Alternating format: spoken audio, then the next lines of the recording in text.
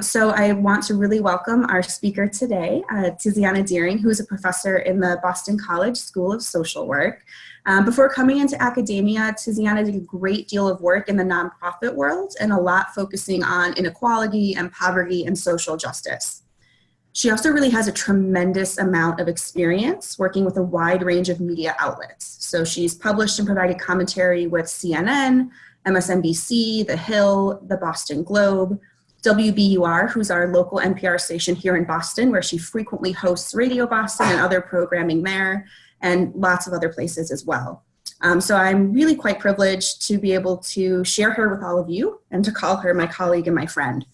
So with that, I'll turn it over to you, Tiziana. Thanks. And hi, everybody. I'm so glad you're here today. I hope I'll be able to be helpful for you. In just a second, I'm going to share my desktop with you to show you my presentation. I'm using a Prezi, and the way I have that set up, I will have it in full presenter mode, which means I will not be able to see your chat string or anything other than my presentation. So Jess, as she said, is going to moderate the chat string, and if you sort of say something to me and I ignore you, please don't feel bad about that. It's that I literally can't see it because I'm working instead with my screen. So I'm sharing this with you now. We're going to go into presentation mode. Get that out of the way. And Jess, could I just ask you to confirm that you can now see my Prezi? I can see it. Terrific. And so what I'm going to do, folks, this is the outline of the presentation for today. I'm about to go into our objectives. The first part of our objectives is for me to let you know what I'm hoping to accomplish. If I could ask you, please, while I am reading out my objectives, if you have any additional or other learning objectives that you brought to this webinar, could you please shoot those in chat so Jess can see them, and then I'll take a break and give her a chance to read those out. Wherever possible, if I can, I like to tailor my presentations on the fly to be as responsive as possible to the learning objectives of the people attending and participating. So I came in with the following objectives, which is to encourage you to share your expertise through media. And most of this presentation is about telling you why, helping you get comfortable with that, etc. The second is to demystify working with the media, the various forms, their pros and cons, etc. The third is to offer tools for outreach and interview success. How can you develop those relationships? What will make you successful in engaging with the media, etc. And then my last objective is to help you understand what the media needs from you so that you can be responsive in a way that's going to achieve the best outcomes, while also giving you a sense for kind of what your rights are and what you can ask for and expect in return. So I'm going to take a second now to give you a chance to send in any other learning objectives and for Jess to let us know what those are so that I can proceed. So we don't have any quite yet, but again, folks, if you want to share, that chat function at the bottom will allow you to let us know what you're hoping to gain from today. Excellent. And please do feel free to say, well, honestly, what I was really hoping is, how do we do an op-ed? Whatever it is, I'm happy to work that in. In fact, I have that one in the agenda. Okay, so let me go forward. We're going to do 4 categories. The purpose of connecting, that's the why do it that you saw in the opening page. Outlet types, we're going to go through that in some level of detail. What the media needs, and then your rights and responsibilities. And as you know, this is a 1-hour webinar that will end at 1 p.m. And my goal is to manage the conversation so that I can be answering your questions real time. Honestly, if you don't ask them, we're going to finish really early. So please do send those questions in as we go. Okay, so agenda item number 1, I really want to focus on why should one engage with the media.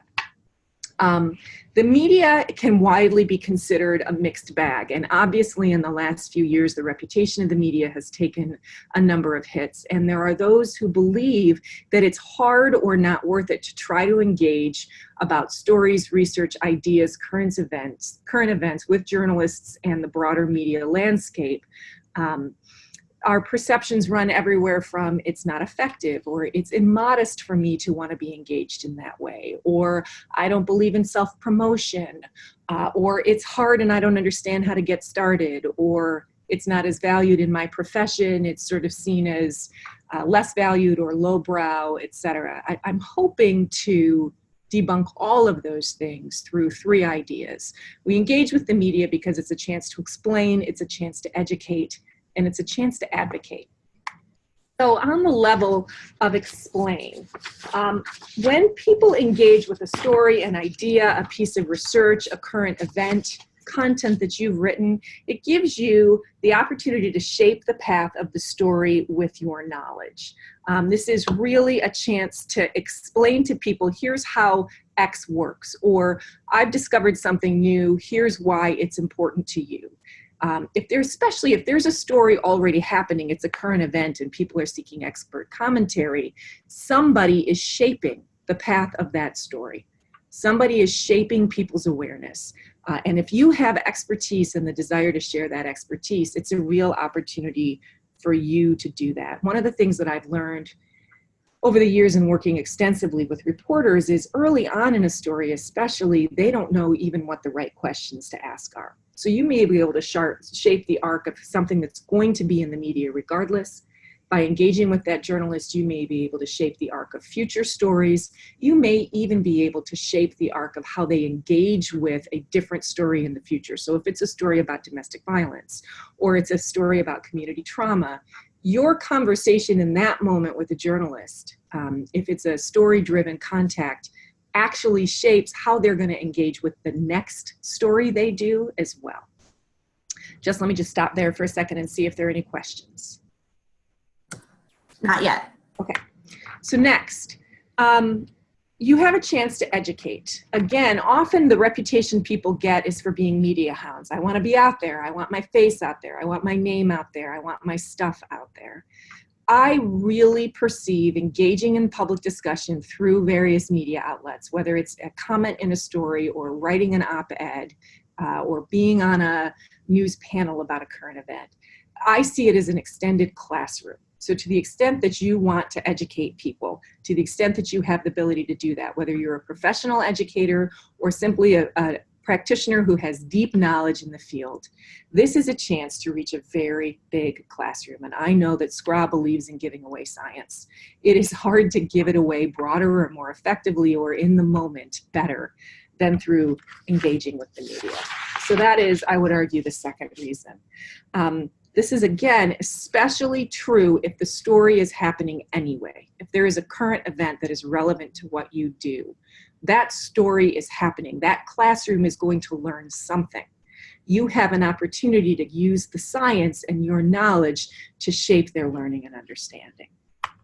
And lastly, this is the first stage, or often even the middle and the final stages of affecting policy and practice. When I teach my students in my Leadership for Social Change course about the arc of social change, I teach them, we start with hearts and minds. That changes beliefs, which changes behaviors, which changes practices, which changes policy. The opportunity to engage with the media is the opportunity to engage from the very beginning and throughout that process to really shape the practical things that affect the people we serve, the way policies work to either make things better or worse for those who are experiencing social justice challenges or pain and trauma in their community, etc. And so this is an opportunity to do some of those shaping through a particularly effective and prevalent venue. I'm just going to check in, make sure that that's making sense, see if there are any questions or comments, and just say, are we still on the right track? Is everything going okay? Yeah, I think so. So I have you might speak to this a little bit later, Tiziana, but I think that one of the concerns, especially for folks who are in the academy in some kind of way, many times hesitate around, is what roles they can take on. So as you talk about the role to educate, to explain, to advocate, if there are any of those roles that are kind of off limits, if you feel as though you're representing your university, you're just unsure, can I speak on this? Am I representing my university? Am I bound to certain things as a function of this? Yeah, that there's a story that I will have been planning on telling that I think only gets at that a little bit. So let me address that right now. One of the things that is interesting about this, for example, I am at a Jesuit Catholic university here at Boston College. I used to run Catholic Charities for the Archdiocese of Boston, which means at that time I actually was a representative of the Archdiocese, and I am often called on to provide extremely difficult commentary about the sex abuse crisis. And it's always in the back of my mind, you know, how does my institution feel about this? What are my words on this, etc. One, you can say no. If you feel like you are in a particular situation where you just can't walk that line, you can say no. But the other thing that I would say is this really is that moment of academic freedom. If your institution is an educational institution with integrity, then the ability to speak on the behalf of your knowledge and work is really supposed to be separate from your representation of the institution. And that actually can get all the way down to the way you'd like to be referred to in a story, or even at the end of an opinion piece, which you actually have some control over, and that I will talk about a little bit more later. So you want to be thoughtful and savvy. I have a couple of case stories that get at that, but I also want you to know the way it's supposed to work is you are representing you when you're in an academic environment. When you're in an institutional environment and you're responsible for the brand of an institution that's not an academic institution, you know, I work for a local nonprofit organization, that's different. You do represent the brand, and you do actually have to be aware of that in the ways that you engage in discussions of current events, research, opinion, etc. Does that help answer the question? Yeah, and we probably have some folks who might be on the line today or who might watch this later who are more in a role of practitioner, who are affiliated with nonprofits. So is there a time when they can almost turn that on and off? Or if you're affiliated with a nonprofit, anytime you're speaking to the media, you are speaking on behalf of that brand? Yeah, you really, if you're in an official leadership role in an organization, and I know this from several years sort of in the public leadership space, whether you want to be able to turn the brand off or not, you can't. You are always associated with the brand, and so your participation in the media is associated with the brand. And therefore, for example, if a reporter calls you about a story, you might ask the reporter, how are you perceiving this story? Or what are you focusing on this story? To get a sense if the reporter, in fact, is trying to go in a direction that is or is not consistent with, you know, where you need to be as a representative of an organization. You can also, and we'll talk about this a little bit later, you have some rights around that content that are important to be aware of if you're representing a brand or an organization or an institution or a set of collective values in an organization. The most important thing there, though, often is to just be sure that you're expressing your comments clearly within the values and brand of that institution. So literally saying, you know, my institution believes such and such, and therefore from that perspective, what I would say is this. And so it is a matter of being conscious and thoughtful about that all the time. And when one does that, all of those opportunities still to educate, to shape the story, to engage in policy, et cetera, remain true. Does that help? Absolutely. Thank you so much. And I really appreciate that. I really do encourage the other attendees to ask those questions. That's what I'm here for, and I don't want to waste your time by sort of talking about something over here that isn't at the heart of what you came to learn.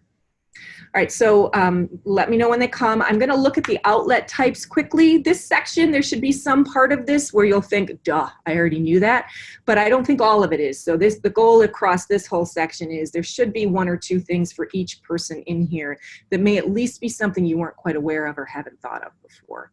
So, you know, you've got audio, you've got video, you've got traditional print, you've got digital, and then we're going to talk a little bit about pitching in those areas. Let's start with audio. Audio is an area that I work in the most. I tend to do a lot of work with BBC Public Radio at the national public radio level and the local public radio level. The listeners in audio tend to be in sort of the nonprofit and public radio sector. There are, you know, for example, in Boston, WBZ is a for-profit radio station that does also run news programs where you may do stories. But in general, the audio listening audience is a relatively educated and engaged audience. Here are just some podcast numbers to give you a sense, and some public radio listener numbers. So 73 million people listen to podcasts every month, for example. So an opportunity to be an interviewee on a podcast is a big classroom. 20% of podcast listeners have 4-year degrees. These are people who are capable of and prepared to engage with the science and want to, if you can bring it to them in an accessible way. Also be aware that 55% of public radio listeners have college degrees. So this is we want to talk to everyone. But this is a place, when I talk about this is a classroom where you can engage, this is data to help you think about and understand that. And sometimes we underestimate the reach of audio sources like public radio as well. So I just was going to give you a little story. One of the first times that I did a story on the BBC, they had come to Boston. They were going to broadcast from Boston at the local public radio station. They wanted somebody to come in and kind of talk about the economic challenges of Boston. And I hadn't really done a lot of public radio before. They had me come into the studio. I sit down with Owen Bennett-Jones. I've got my headphones on, the speaker's here, we're getting ready to go live. And he, being the bit of a stinker that he is, covers his mic and says to me just before we start, I just want you to keep in mind, this is 20 million people. And of course, then we go live and I'm like, the point in telling you that story is that that day I actually had the opportunity to help educate 20 million people on economic justice as it passed through my community. And I don't want you to miss, when I say it's a big classroom, there's a chance to really engage with people with what you know. Sometimes we're talking about really, really big classrooms. There is no journal article that's touching 20 million people. So I think it's an important thing to keep in mind. You want me to pause for a second, check in on any questions, or shall I keep going? We're good on this end. Okay, so video. Television has a tremendous reach, and I don't want you to underestimate local and regional. This chart, which comes from journalism.org, is viewership of local television programming. All right, so morning news at between 3 and 4 million people in 2017, a little less. And yes, the arc is heading downward in all of these channels. And yet, when you're looking at the chance that a local evening news program may reach more than 4 million people, again, this is a great chance, especially with stories that are intimate to your community, to really shape and inform people in how they're thinking and understanding a story about a current event, a policy debate in your local community, etc. So I don't want you to underestimate the reach of these, these various venues. So that being said, here are a couple of important takeaways. When you're doing television versus audio or print or digital print, you are usually looking at a much shorter form of journalism. I've done interviews before where I speak with a reporter for 10 or 15 minutes, and it is a 3 to 5 second soundbite when all is said and done. So do be aware, you get a much different opportunity to educate in venues that prefer longer forms. These short form venues, television segments tend to be very short. You're going to get one soundbite, one idea, one concept, unless it's a story about you and your work. So you do want to think about that. I assume you're going to get 10 seconds. Is there a 10-second idea that you think could really help shape people or help them understand? At most, it's a 2-minute interview. Is there a 2-minute discussion that you can have that would be helpful? I want you to just think about that and also understand that you do lose more control of the message when it's a 10-second soundbite or a 5-second soundbite versus when it's a 2 or 3 minute interview. So be aware of the pros and cons of shorter segments. I tend to do the really short segments when I believe my institution will be seen. So, if it's a discussion on Catholicism, VC likes to be seen in that space. If it's a story about economic inequality, the School of Social Work likes to be seen in that space. So I'm ambassadoring my institution there. Or if you're beginning to try to be known in your local or regional community specifically for expertise in an area, your presence is a way to begin to do that. That will then allow you to earn the right into longer form types of segments where you can shape public awareness better. Okay, I'm going to advance and then take a quick pause for just like 2 seconds in case anyone wants to come in. Okay, print has long been considered the gold standard. I've used, this is an academic, Raj Chetty, and an opinion piece that he got published in the New York Times. Print is national, it's local, it's regional, and it's specialized. Everything from the Christian Science Monitor to the Washington Post to, I grew up in Battle Creek, Michigan. The first op-ed piece I ever published was in the Battle Creek Inquirer, a community of about 80,000 people. Print is the hardest to do, traditional news print, especially if you are trying to submit an opinion piece. print is actually pretty hard to do in terms of providing commentary for stories unless you've started to build some relationships. But often it's still considered the gold standard, and in institutions where there might be some pressure to produce, for example, scholarly work instead, there tends to be a cachet with print that can be helpful. A couple of important takeaways. The key thing I want you to think about here is editors can hold stories, and the editorial page can hold opinion submissions. We live now on a very tight news cycle, and just because you provide a comment for a story and or submit an opinion piece for consideration for publication, if an editor sits on it a day or two later, it may not even run. It's a little less true if you're providing a quote in a story that's being written by a beat journalist, you know, somebody who says, I cover, for example, immigration for the Boston Globe, or I cover women's issues for my local paper. That's part of my beat as a journalist. But especially if you're submitting an opinion piece, most print outlets have the right when you submit a piece to them to hold it. They'll have that right for how long they hold it published somewhere. It's not unusual for that to be 10 to 14 days. You cannot submit that opinion piece elsewhere during that window. And almost assuredly, if you are rejected, and you may not even hear whether or not you've been rejected, it will be too late to use it somewhere else. So that is just something in general that I want you to be aware of. That is the challenge of print media, especially if you're aspiring to one of the larger regional or national outlets. Tiziana, we had a couple of questions come in related to these print outlets. Yeah. The question we have is from Francis, who asked, what is the best way, or who is the best person on staff to reach out to in these outlets to share information? Excellent. Okay, that's a great question. If you are looking to share information on a particular story, the thing to do is I would recommend, if there are print media outlets that you're interested in sort of penetrating, become a part of, providing expertise to, even someday providing an op-ed to, I would recommend reading that publication for a while and beginning to get to know who covers the kinds of stories that you like. The kinds of stories that but that you want to be a part of. Because invariably, there are subject matter areas, policy areas, types of community happenings that are assigned to different kinds of reporters. And that's the reporter you want to go to. So for example, I know that if it's going to be about race, equity, or immigration in Boston, the first place I'm going to go is Megan Irons. She's not the only one in that area, but in the Boston Globe, she tends to produce the most kinds of pieces that are relevant to the kinds of things I would talk about. And then you can actually reach out and start to develop a relationship with that reporter. I've got a section just a little bit further on, and we'll definitely have time to get to it, where I'll tell you how to do that outreach to a reporter, but you want to get to know the beat reporter in your area. When it comes to submitting an opinion piece, almost every single print outlet has something on their website that provides you very explicit guidance for how to do that. You go outside that channel and they are just going to lock you out.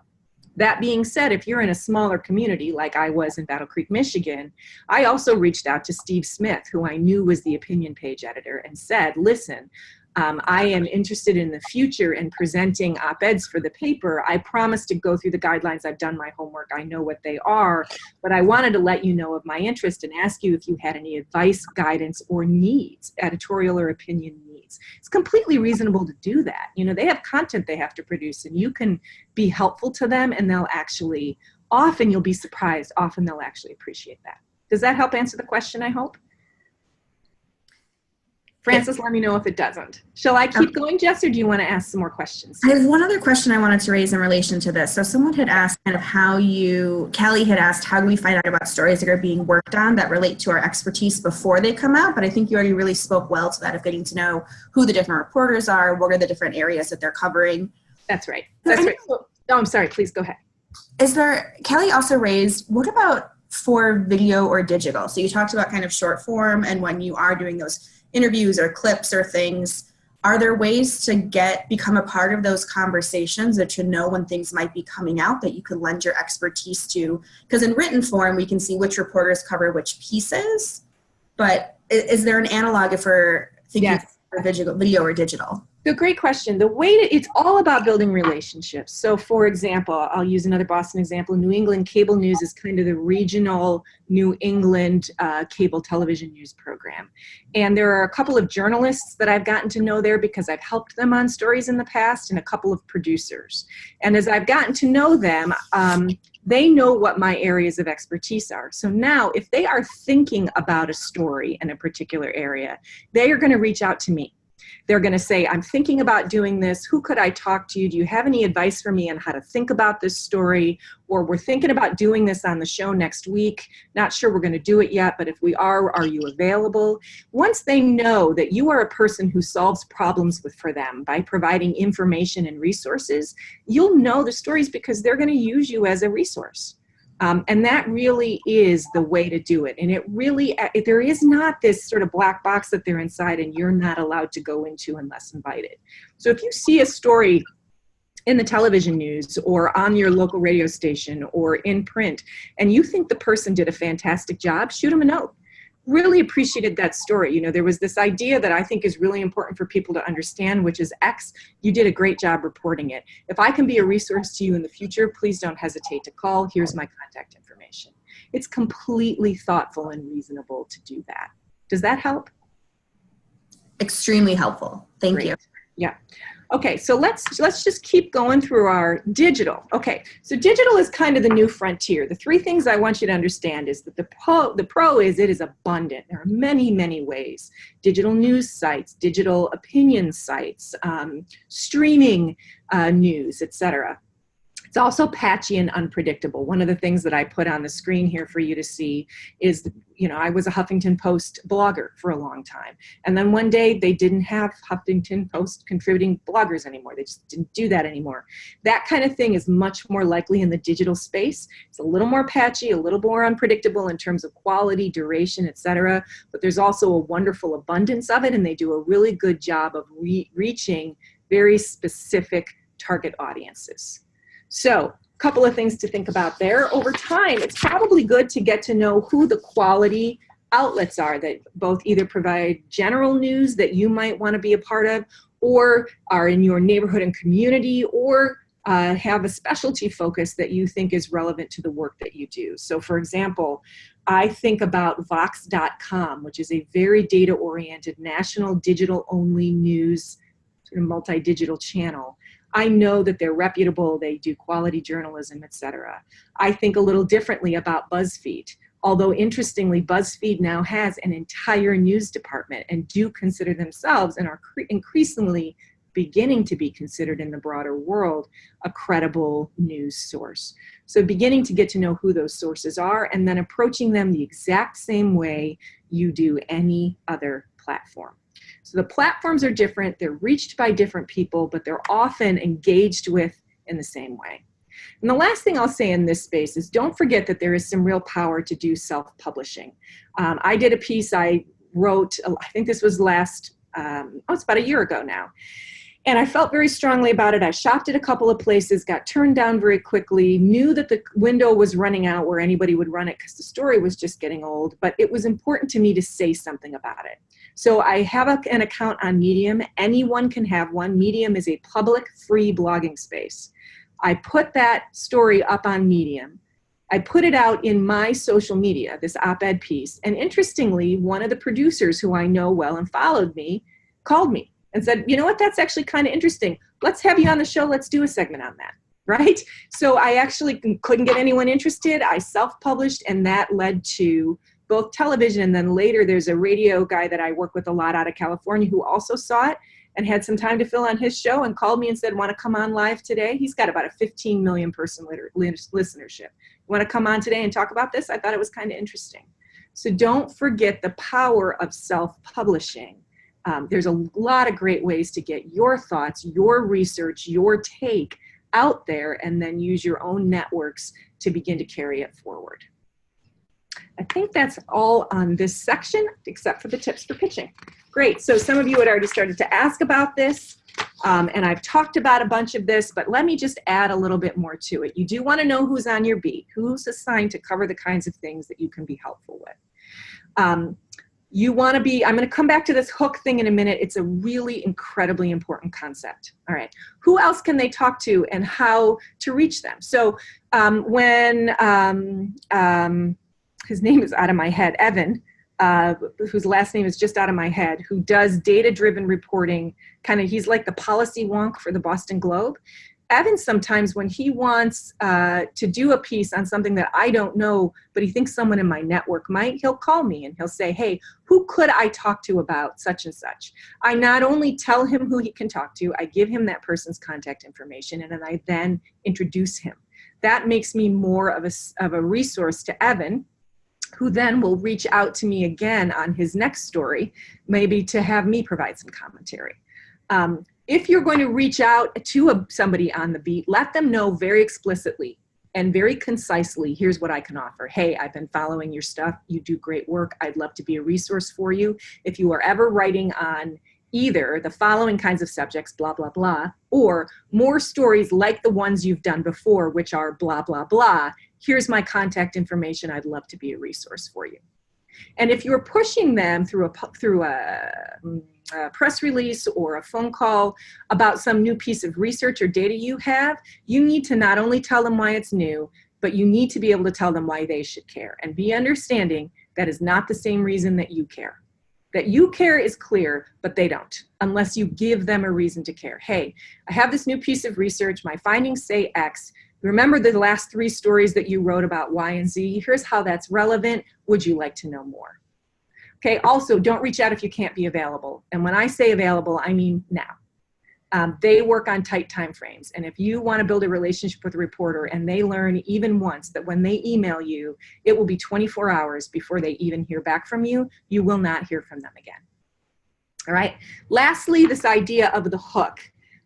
Anything that you want to propose, whether it's in an opinion piece or it's a comment on a story or it's a press release about research that you've done, it is your job to tie it to something that's happening in the world right now, because their editors are only going to let them write about something that's happening in the world right now, unless what you've got is so momentous that you are now going to become the thing that's happening in the world right now. And that just doesn't happen that often. Every once in a while, people do release groundbreaking research like that. But usually you get your research covered either because it's related to something that's happening in the world right now or because you've had a relationship with that journalist for a while and you've sort of been cultivating that and they're interested in writing a longer form piece. So far, so good. Let me check in. I'm going to do a little more on opinion pieces in a second here, but let me check in on that tipping stuff, the tips for pitching before I move on. I have no new questions in the chat box. Okay, so on opinion pieces, here are the key things I want you to understand. Do not write an opinion piece that's longer than 700 words. And especially if you're in academic research, I cannot express to you how hard it is to write in 700 words or fewer, but you have to. And the reason I'm giving you 700 words, most venues, whether they're digital or print, want something that's between 600 and 800 words. If I tell you 700 words, I guarantee you can't do it, but at least I've got you bracketed to 725 or 730. If I tell you 800 words, you're going to come in at 850, 875. No one's going to run that. And if they're going to have to do a ton of editing on your piece to get it down to a length that's acceptable to them, they'll just go with someone else's submission. You get to get across one big theme or key idea. You may have lots of other content to support it, but you get to get across one idea. So I had a colleague, I'm going to tell a little more about this story later, but I had a colleague who, there was a national story on workplace safety, a particular workplace safety incident. She had done a ton of research on workplace safety in nail salons, was able to extrapolate some of that learning into an opinion piece, but had to get it down to the one most important idea from her research that related to the national story and then write the opinion piece there. You can't list 5 findings, right? You can list 3 other findings that support the one key idea, but an opinion piece is about one thing. You need to get it out within 24 hours of when the hook or the news story or the current event happens. If you don't, by the time they then have a chance to review it, bring it back to you for edits, etc., the story's already passed.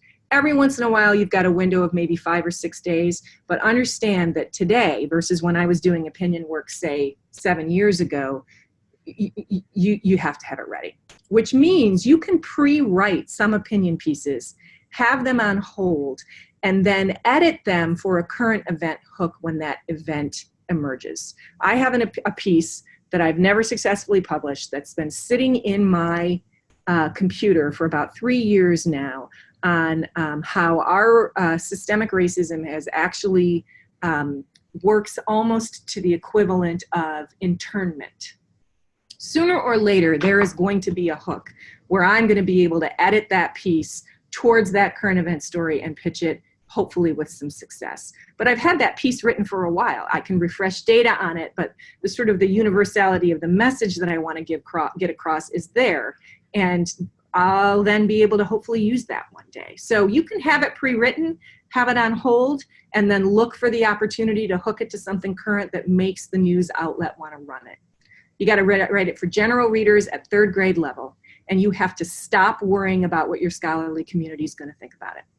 Because if you're thinking about your scholarly community versus the general reader, you're going to make too many points because you're worried that people are going to think, well, she didn't cover this and he didn't cover that. No, you didn't. And somebody's going to be mad at you for it.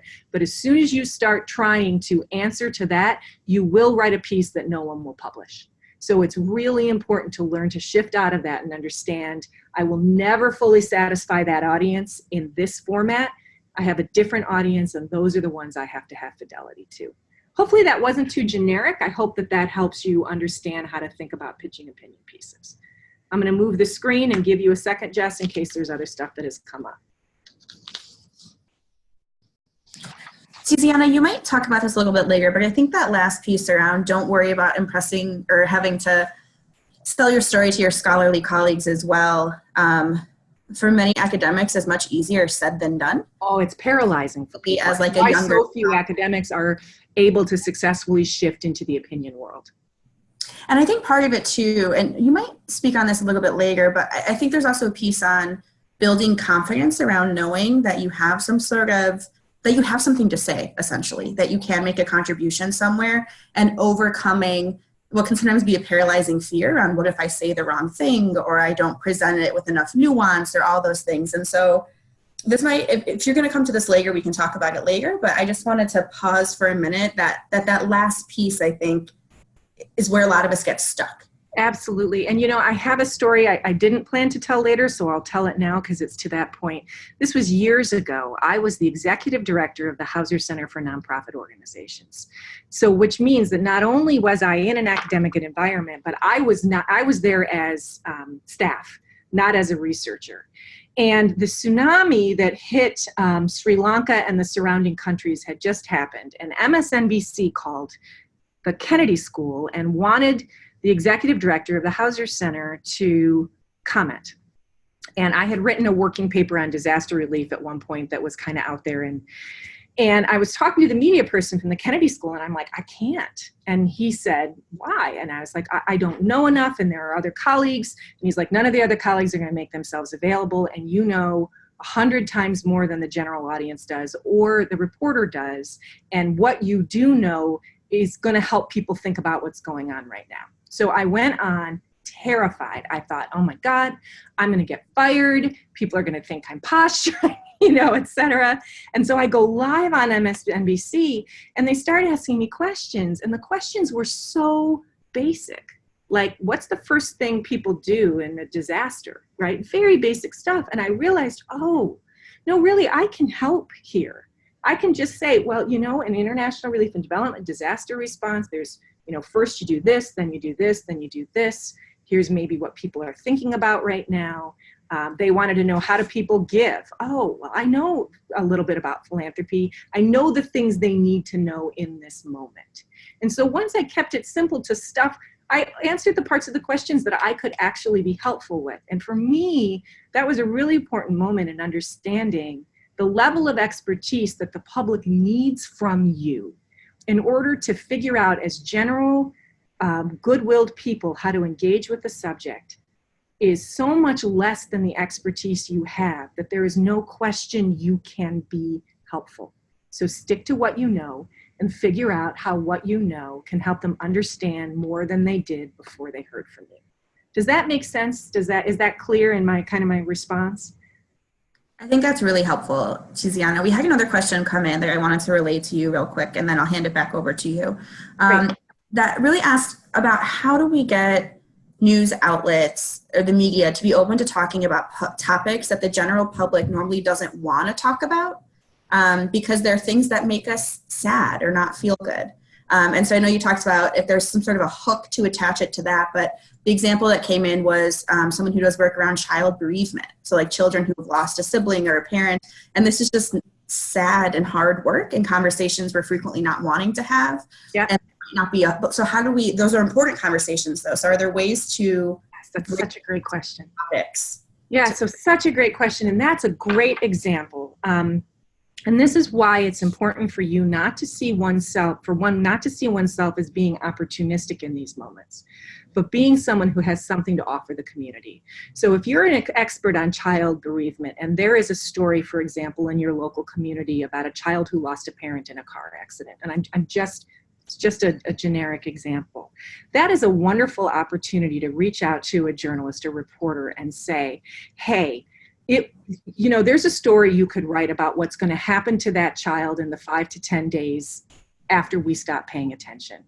And I can introduce you to 3 people who talk about this and a person who has experienced loss and could feel comfortable telling their own story.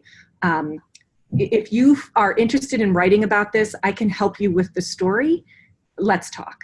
So it's not just, hey, you should write about this. It's, you should write about this in this moment. Here's why. Here's how it could be interesting. And I can help you write that story. When you have all of and you can't help the person write that story. When you have all of those pieces, that is a wonderful way to begin to convince the reporter that they can write about something that otherwise they might not want to be writing about, wouldn't know how to write about, wouldn't be comfortable writing about.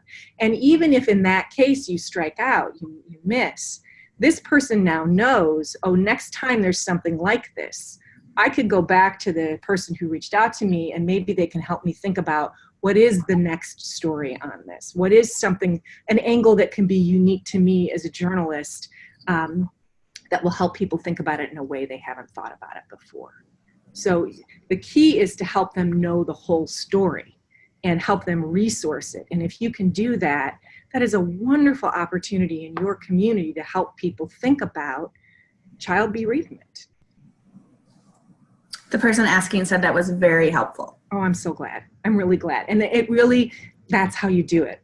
And that what's wonderful is in a smaller community, especially, so not a city of 1 million people, but in a smaller community, you can really begin to build those relationships and they will offer you the opportunity to say to people, here's another angle. Think about it this way. Hey, let's have a conversation about this. Let me help you do that. It can be a wonderful way to be of service to your community. Okay, so their needs and your needs. We're close to the end here. I feel like we're doing, oh great, we're kind of on the schedule I wanted us to be on. I want you to be aware, I'd like to invite you to really become aware of what they need from you. And the MSNBC story I told in response to that question really speaks to this headline. You're the encyclopedia as far as they're concerned. They also don't know what they don't know. And if you can help them write a better story or ask better questions, they will really appreciate that. A little example that I'll give you there is I was on the phone with a reporter who was going to do a story for a national radio program. I think it was Marketplace. And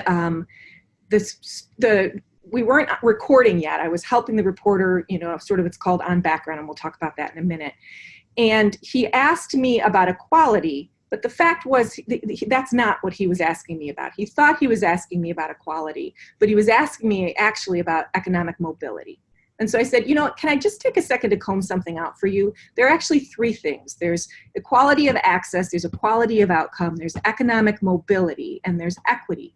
And can I just quickly tell you the difference between those? Blah, blah, blah. What you're really asking me about is social mobility or economic mobility. Here's my answer to your question on that. And the reporter really found that very helpful because they could then report a smarter story. Now, sometimes they're like, yeah, I don't care, whatever. But it really is, often they're going to appreciate you doing that for them. Okay, but here are some things they do need from you. The academics are the worst about this, and I mean the worst, but they're not the only bad ones. Find out if they have a deadline and respect it. You are working on their time frame and not yours. They do have a deadline. They must produce this story. If somebody calls you for a quote and you can't get back to them right away, shoot them an email that says, I got your message, I'd love to help, not available right now, what's your deadline?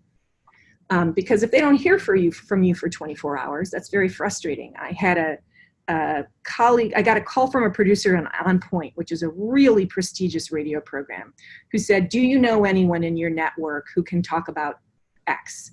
And I did. I knew just the person, and I knew this person was really hungry to provide some guidance on this particular subject matter after a particular news story had broken. So I gave them the academic's contact information. I then reached out to the colleague and left a message saying, here's what's going on. It is 10 a.m. today. They're going to run this show at 10 a.m. tomorrow. They got to get it booked, blah, blah, blah. They're really interested in you. They're going to call. Please call back. 3 days later, because they also sent an email and they copied me on the email. 3 days later, my colleague sent an email back. Hey, sorry I wasn't available, but I'm still happy to talk to you. Why don't you give me a call? Which also just shows there was no sense of really paying attention to timeframes, et cetera. Not only, of course, would On Point not get back to that person this time, they're never going to reach out to that person again. So you want to be really thoughtful of their timeframes. Don't engage if you can't do it in a way that's going to give them what they need in the timeframe they need it. If there's a hierarchy of what's important, help them understand that. I gave you an example there. If it's clear that they don't know what questions to ask, help them ask the right questions. Several times over the arc of the church sex abuse scandal, I've had a reporter say to me, honest to God, I've been assigned this and I don't even know where to start. And then say, well, let's have a conversation on background. Let me help you think about where to start. There are some interesting ways you could come at this, and teach them. They're going to appreciate you more if you'll allow them to quote you. Direct quotes are the most helpful thing. They won't always use them, but they're going to appreciate you more and come back to you more if you'll allow them to quote you.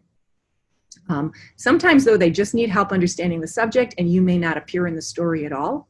That happens to me a lot. Do that. Because some other time they're going to want you in the story. And either way, since you want to help share science, right? You want to bring science into the world. You want to help shape that story even if you're not in it. Always help them find other sources and ideas. I've already talked to you about giving them the story, not just the info.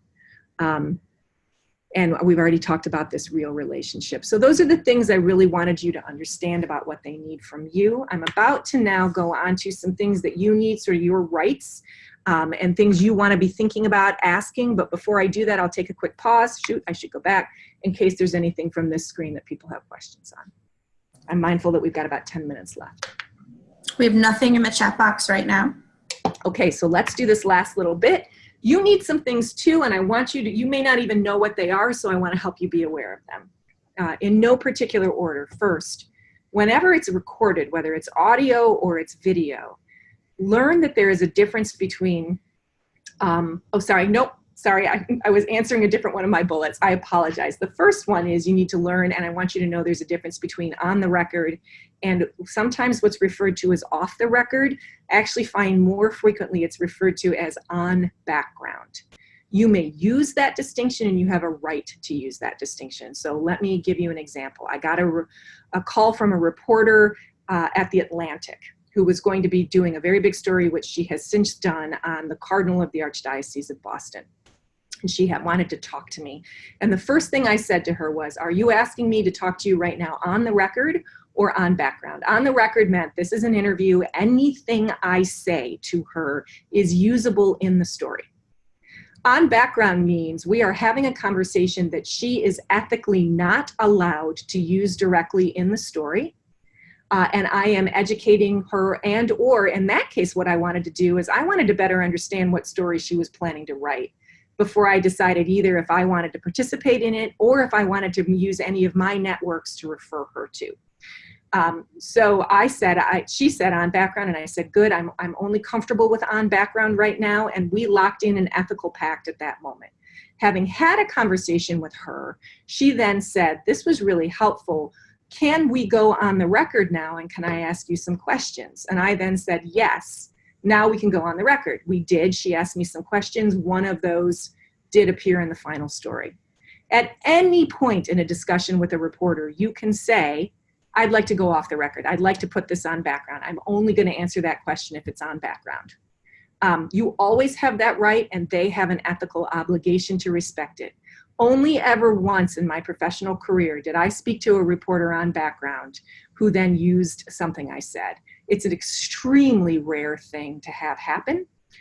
So I just really want you to be aware of that distinction, and you're right. Next, you want to know if you're taping live, if it's broadcast of any kind. Are you taping live? Is it pre-recorded, or is it live to tape? Okay, live is what you think it is. And when they ask you, are you willing to do an appearance, etc., you should ask in advance, I'm interested, is it live? Because live is exactly as you think it is. It's the hardest form. If you've never done it before, you may not want to do live your first time, because whatever comes out of your mouth not only is seen and heard by everyone, but is part of the record forever, basically. And I don't want to overstate it, but you need to be aware of that. There's a concept called live to tape, which means, no, we're going to record it now. It's going to air later, but we're going to treat it like it's live. It's a single tape. There's no editing, and you may as well be live. And you want to understand, are we talking live to tape? The last is pre-recorded. If it's a pre-recorded interview, that means that it's something that they're going to record. They're going to later edit it. Maybe not all of it's going to be used. The reason that's important is if you say something you don't like, you can say, you know what? I don't like that. I don't want you to use it. Can I restate that? And so early on in your working with the media, pre-recorded is the safest mechanism as you learn how to do it in a way that you feel comfortable with. You do have a right to preview quotes in print, but they have a right to say, I don't have time for that, or, you know what, thank you anyway then. So anymore, especially journalists I know, I don't ever ask to preview the quotes. But if you're uncomfortable in a particular situation and you've been on the record, you can say, I'd like to see any quotes before you use them. Again, they have a right to say, no thanks, so I won't use you. But that is something you can ask for. Always when you've participated in a story, ask when and where it's going to run and ask for a link. Your institution will appreciate that. You'll appreciate that. Many journalists will even say, yeah, when it runs, I'll send you a link and let you know it's live. But you can ask for that, and you should. You can also explicitly request how they're going to refer to you and your organization. You can say, hey, listen, could you please refer to me? In my case, my old dean used to drive him nuts because the outlets would usually say Boston College instead of School of Social Work. So I learned to always say, hey, can you please be sure to include the School of Social Work in your reference to who I am? So you can do that. Now, also, if you're waiting on notification of an opinion submission, you can ask for timeframes if you didn't already know what the time frame was, and you can withdraw a submission if they're going to take too long, but not without consequences. If you're somebody who gives them content and then takes it away before they've had a chance to consider it in whatever time frame they want to, they may not look at you in the future, but you certainly can withdraw a submission because you'd like to use it elsewhere, or you've decided you don't want to publish it, etc. Okay, just a couple of quick notes for you in appearing on the air. Wear solid colors, plan to be microphones, so when you get dressed, think about where they're going to clip it. I actually had to do one once where I was being videotaped in one of those studios that's viewable to the street, and there's the sound guy duct taping the microphone to my chest under my shirt while there's like 10 people outside watching. So do think about where the mic's gonna go. You're not going to get makeup, and you are going to appear in high def, so if that matters to you, learn how to put on some makeup. If it doesn't, don't worry about it. If you don't know where to look, what to talk into, etc., just ask. They will totally tell you, and they'll help you. And if you brought something with you, or if you're on the phone, mute everything. Don't forget your office phone. I've had that happen too many times. Today, before this webinar started, I literally unplugged my office phone from the wall to be sure it wouldn't ring. And if you're a woman and you're wearing anything jangly, take it off. I did have some other case stories. I don't think we're gonna have time to get to them. Sorry about that. I always prepare more content than I wind up getting to, but actually many of these things were things that we talked about along the way. I would love to, if I get a chance to talk about the I'm gonna need these people later story, but otherwise I think we're good, but I'd rather prioritize questions in these last 3 minutes. Tiziana, we have one question that came up. Okay. In the rare cases that someone does go ahead and use a quote that was supposed to be on background, any kind of recourse, or is there a way you can respond to it in any Yeah, kind? you know, and again, I cannot express to you how rare that actually is. I don't want to scare you about that. It's really, really quite rare. You can email the reporter and say, hey, badly done, right?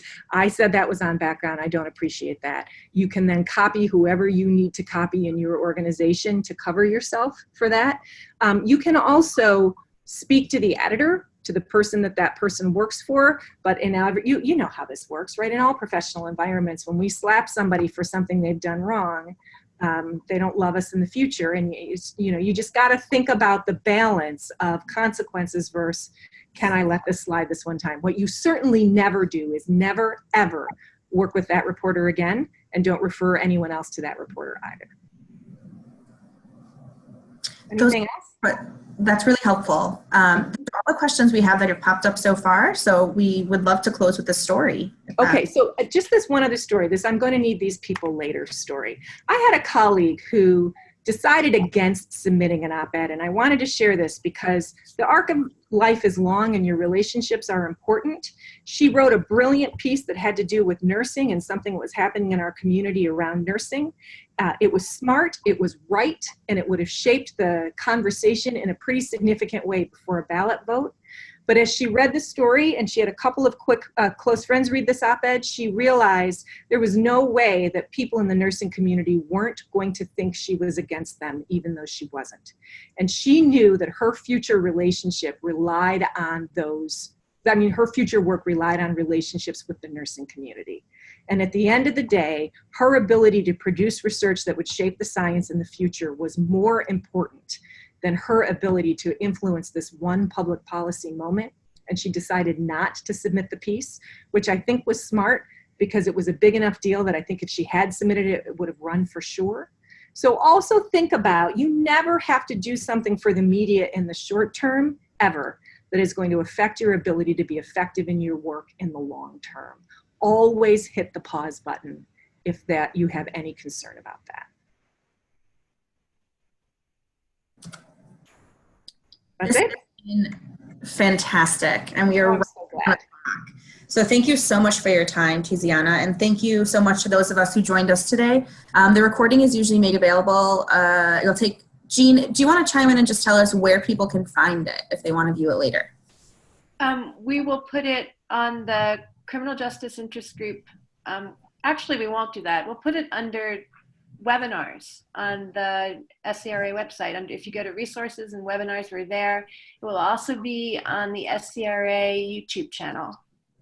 It was Horowitz, Evan Horowitz. I feel so bad I couldn't remember Evan's last name earlier. Evan Horowitz, sorry. That's fine. Okay.